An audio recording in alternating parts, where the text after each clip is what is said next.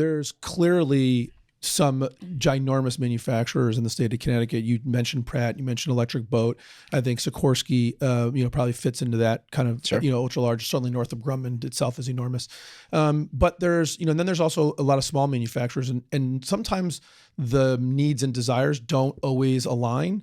I don't know if you've seen that or not, and how do you kind of thread that needle? It's a great question. No, it's not lost on me, and I think about this a lot. So you have roughly 160,000 people in the labor force in manufacturing across 4,000 firms. So that is an average of 40 Right. in terms of number of people at an average manufacturer.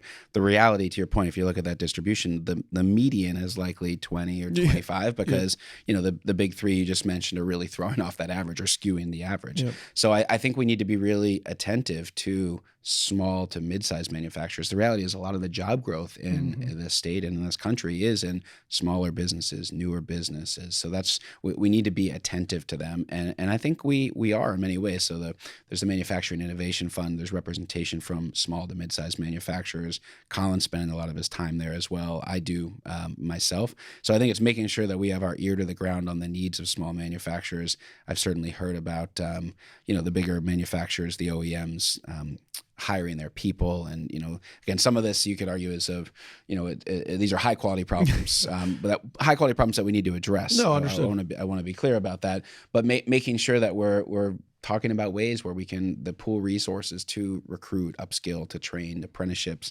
So I think it's definitely not lost on me, and I know it's not lost on Colin and the whole administration.